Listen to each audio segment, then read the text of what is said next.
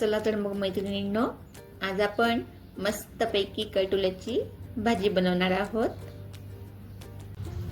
नमस्कार, मी Vaishali kitchen recipes मध्ये तुम्हा सर्वांचे पुन्हा एकदा खूप खूप स्वागत. आज आपण इथे बनवतोय कैटुले. हे बघा, अगदी छान ताजे ताजे आणि हिरवेगार असे कैटुले. त्याची आज आपण भाजी बनवतोय. ही एक रानभाजी आहे, खायला अतिशय पौष्टिक आणि रुचकर लागते.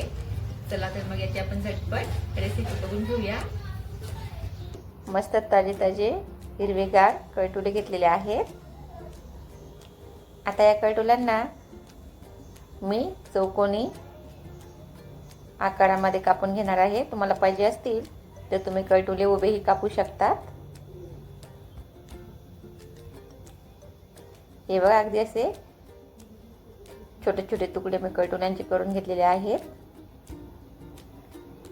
कैटुले ही एक रानभाजी आहे, जी खायला अतिशय पौष्टिक आणि रुचकर लागते.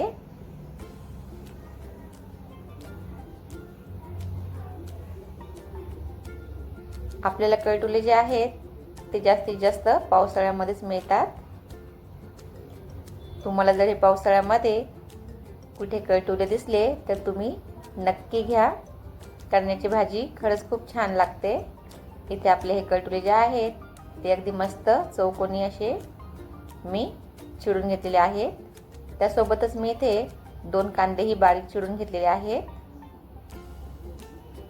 कैटुल्यांमध्ये आपण कांदा थोडा जास्त घालायचा, त्यामुळे कैटुल्याची भाजी अगदी छान लागते. इथे 2 ते 3 पाण्याने मी कैटुले चांगले स्वच्छ धुवून घेतलेले आहेत. त्यामध्ये जे काही बिया होत्या त्या सुद्धा निघून गेलेल्या आहे. आता इथे आपण भाजीसाठी साहित्य बघून घेऊ. कैटुले घेतलेले आहेत, 2 कांदे चिरून घेतलेले आहेत, 2 ते 3 लसणाच्या पाकळ्या चिरून घेतलेल्या आहेत, मीठ घेतलेलं आहे, शेंगदाण्याचा कूट घेतलेला आहे, लाल तिखट, हळद, धने जिरे पावडर, जिरे आणि मोहरी घेतलेली आहे. आता आपण झटपट फोडणीची तयारी करून घेऊया. त्यासाठी इथे मी गॅसवरती कढई ठेवून घेतली.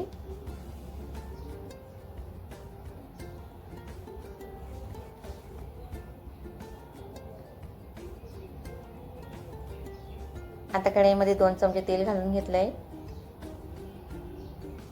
त्यामध्ये मोहरी आणि जिरं छान तडतडलं की त्यामध्ये 2-3 लसणाच्या पाकळ्या आपण घालून घ्यायच्या आहे. सोबत जे 2 कांदे चिरून घेतलेले होते तेही मी घालून घेणार आहे. कैटुल्याच्या भाजीला आपण कांदा भरपूर घालायचा आहे, कारण कैटुले जे आहेत ते चवीला थोडे कडसड आणि तुरट असतात. कांद्यामुळे कैटुल्याची चव खूप छान लागते. आणि कैटुल्यांमध्ये जर जाड बिया असतील तर त्या काढून टाकायच्या आहेत. इथे मी घेतलेले कैटुले अगदी छान मस्त कोवळे होते, त्यामध्ये कुठल्याही प्रकारच्या जास्ती बिया नव्हत्या. हा बघा, इथे आपला कांदा जो आहे तो अगदी आपण मस्त छान गुलाबी रंगावरती परतवून घ्यायचा. कांदा गुलाबी रंगावर परतवल्यानंतर आपण त्यामध्ये पाव चमचा हळद, 1 चमचा लाल तिखट, 1 चमचा धना जिरा पावडर घालून घ्यायचे आहे. हे सर्व मसाले तेलामध्ये छान परतवून घ्यायचे. पावसाळा म्हटला की कैटुले आणि चाईचा मोहर या भाज्या स्पेशली सर्वांना खूपच आवडतात. आता या परतवलेल्या कांद्यामध्ये मी कैटुले घालून घेतले. हे कैटुले अगदी छान परतवून घेणार आहे.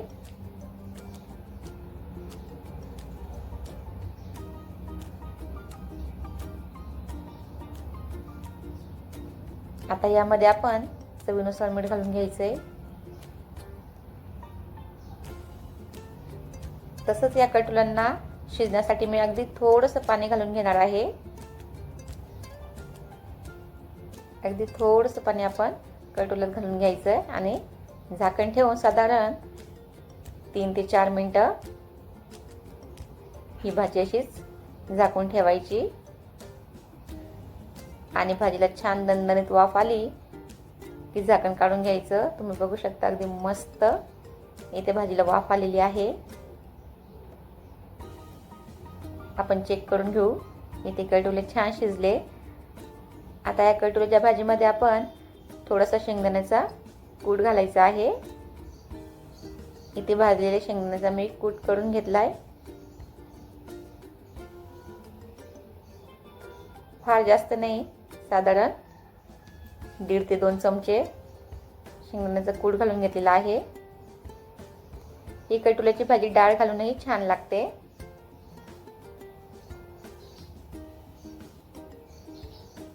इथे आपली कटोल्याची भाजी अगदी मस्त बनवून तयार झालेली आहे. खायला अतिशय खमंग आणि रुचकर अशी कटोल्याची भाजी तुम्ही सुद्धा नक्की करून बघा.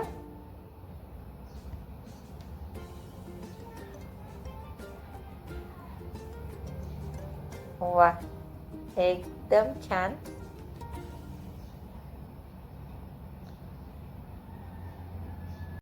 बघितलं फ्रेंड्स, आपली ही कटोल्याची भाजी अगदी झटपट बनवून तयार झालेली आहे.